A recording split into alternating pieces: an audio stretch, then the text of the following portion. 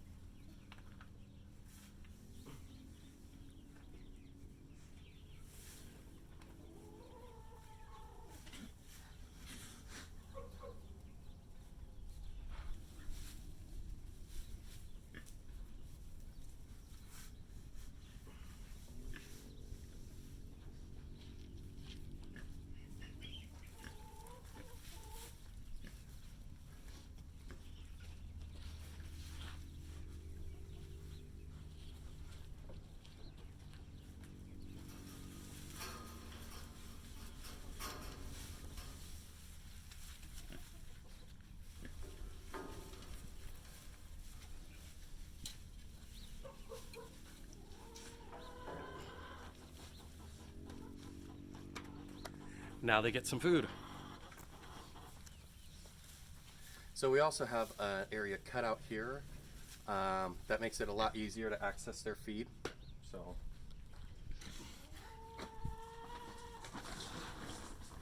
hey, pigs.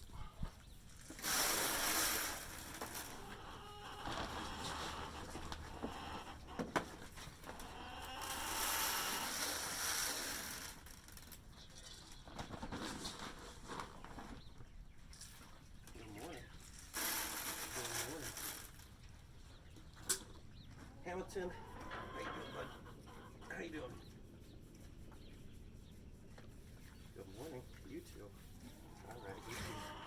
Oh, you want some scratches? Yeah. All right, nice.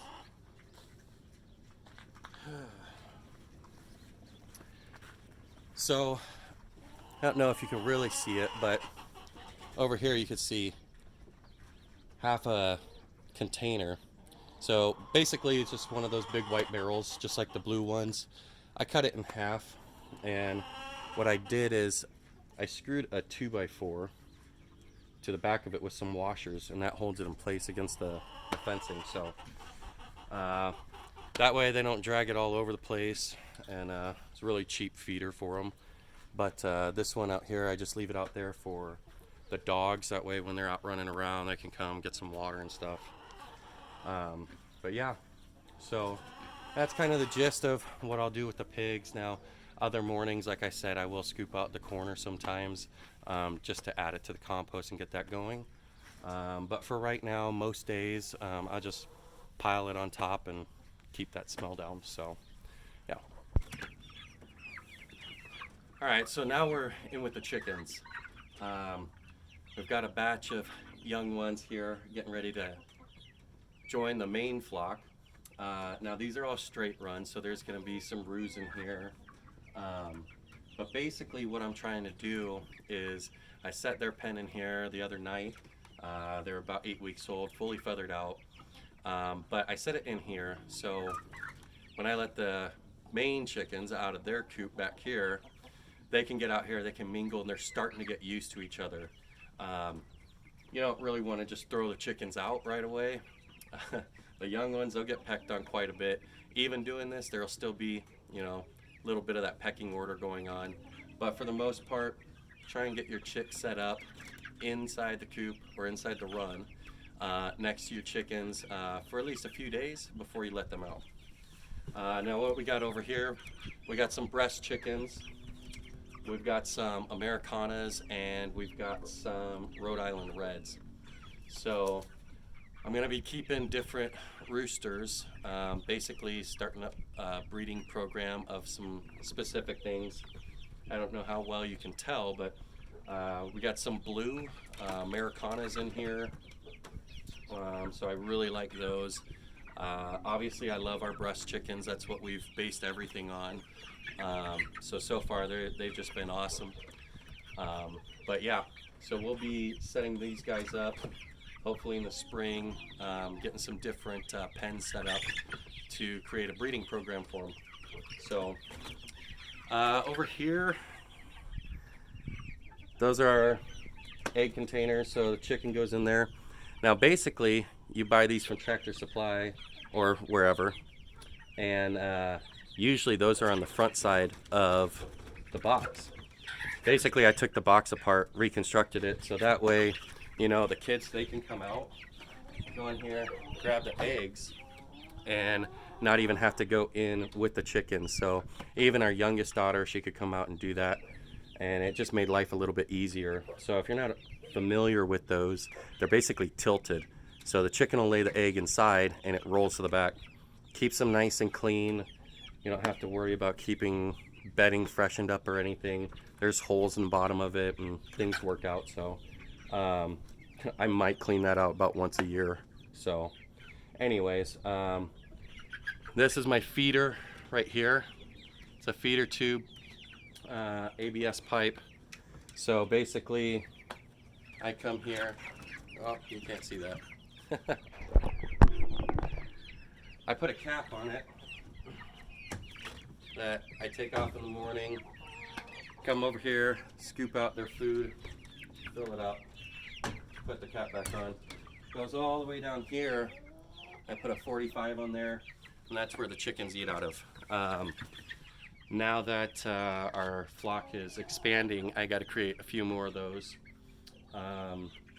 And I'm thinking I'm probably going to set up, an automatic watering system instead of using the buckets like that, just because it's a lot easier. And that's what we're trying to do. It's a lot more, well, it's a lot faster to do chores when you don't have to keep filling up and rinsing out buckets, So I'll probably be setting that up, especially with how many chickens we'll have. Now in here, there's 22 chickens. They've overgrown their brooder, so it's definitely time for them to get out. Now they are a straight run, like I said, so there will be several roos in there. So we'll be culling some of them and keeping some of them for breeding. But we'll see how that goes. So, but that's a basic chicken area here. Let's see if I can turn you around. We got a little bit of a pasture area out here for them. Now, like I said, we've only been out here 3 months, so we're just getting everything set up. But we went through, broke this all up. We got some grass in here to start for their first winter and stuff out here. Started with Bermuda because it was warmer then, so we could get them up and running. And I threw in some fescue in here. Fescue lasts a little bit longer into the winter, but that way we could get things up and going. Now recently we just threw out some ryegrass seeds, some alfalfa, different clovers, things like that. We have pretty mild winters here. Most of those things grow all through the winter, but I really wanted to get them set up with a winter pasture. So right now they're not running out here for the moment. We're just letting everything get settled in and get going. So not the best looking pasture, I know, but it's just starting. So all right, so they're coming over here. It's where the magic happens. Compost piles. So this one over here, that one's ready. We've been working that for a while. It's different, horse manure, cow manure, chicken manure.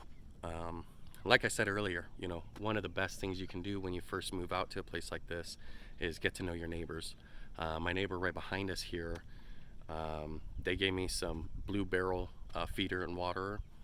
They said they didn't need them anymore, so they came by and dropped them off on the fence before we even moved in. My other neighbor over there, he's got a couple horses and a couple cows, so take my son, we'll go over there with the trailer, and we'll scoop out the stalls and load up the trailer and bring it back here.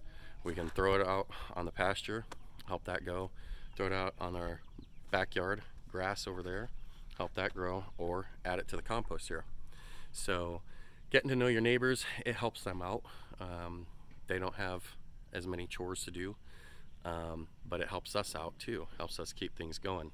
So here you can see this is the recent chicken manure from the brooder. We just cleaned that out, and some of the pig manure and straw over there. So we're getting this one up and going and started. That one is pretty much ready to go for spring, so hopefully I want to get that out here, get the garden area tilled up and get that going. So that's the next thing. I'm going to be doing a whole video of why we are going to till. We don't have soil like most people do. I know that's not the thing to do right now, with all the no-till gardeners and everything. We are going to till, and I'm going to put out a whole video on that, just explaining exactly why. But the gist of it is our soil's dead. It's compacted, it's hard, there's no microbiology going on in there. So you can see we've started spreading some manure out here. I would have it tilled up already, but I gotta work on the carburetor on the tiller, so it's not working. So all right, here that's a Eldorado dwarf peach tree. So that one's getting ready to go into dormancy, get that trunk repainted for the spring and winter, or spring and summer. And I'll actually go into why we paint those. These are 2 Primark blackberries. We got these from our friends over at Edge of Nowhere Farm. They're out in Whitman, Arizona. Another thing you can do if you're starting up a place like this, get to know your neighbors, but also start following people who are doing the things that you want to do in the area you do it. When it comes to gardening, we watch all the amazing people out there, but if they're in a different state, they're in a different climate, they got different soil, there's a lot of things that they can do that we can't. So it really helps when you get to know people who are doing what you want to do in your area, just because there's different varieties and all that. We'll do videos on that too, so I don't want to get too long-winded on this, but started building the fence around the garden, started building the garden beds. So I got this one up just so we can get some garlic going. It was getting pretty late in the year and I wanted to make sure I got that going. one trick I do is I keep the garlic cloves in the back of the fridge for 4 to 6 weeks. So that way, if I can't get to it, you know, on time, they're still good. They're dormant. They're getting their chill hours. We literally just planted these maybe a week or two, and I don't know if you can see, but we're getting a lot of like sprouts coming up all over. This one was popping out of the ground, so I dug it up, but look at that root growth. That's about 1 week's time. So I got to replant this one a little bit deeper because it was really popping up out of the ground a little bit too high. So, but that's always a fun project you can do, you know, with the kids as a family. Poke little holes, throw some garlic in it. Anyway, that's about it. You know, we're getting truckloads of wood chips. I don't know if you can see back there. That's 2 truckloads of wood chips. We've had 2 more dropped off front. We're creating a circle driveway, and I'm going to put some fruit trees in there. And those Primark blackberries I'm going to be propagating over the winter. Those are going to go along the front property line fence, and we'll create a nice little area out there. But yeah, doing the wood chips, setting up back to Eden method with all that. So, and a lot of those are going to be used throughout the garden here, getting all that set up. So, but basically, you know, we got 3.5 acres out here. We're probably not even using a 1/4 acre yet. Eventually, behind me, I got some extra stalls here. I want to turn a lot of this into some pasture area, and that's going to get tricky. We're on a shared well. We can only pull so many gallons of water a month. So I'm working out that and how we're going to do that. But I should be able to set up some pasture area out here because we're hoping to get some sheep. We decided we're going to go with Dorper sheep, and we're really looking forward to that. So again, we moved out here. We already had this horse stall set up. Not quite what I wanted. You know, I really wanted more of a barn area, but you know, we're gonna use what we got. You know, that's part of living this life. Take what you got and use it, make it work. So I'm using this all out like a actual barn. So, but yeah, we got 9 bays in there. Right now I'm using 1 for chickens, 1 for pigs.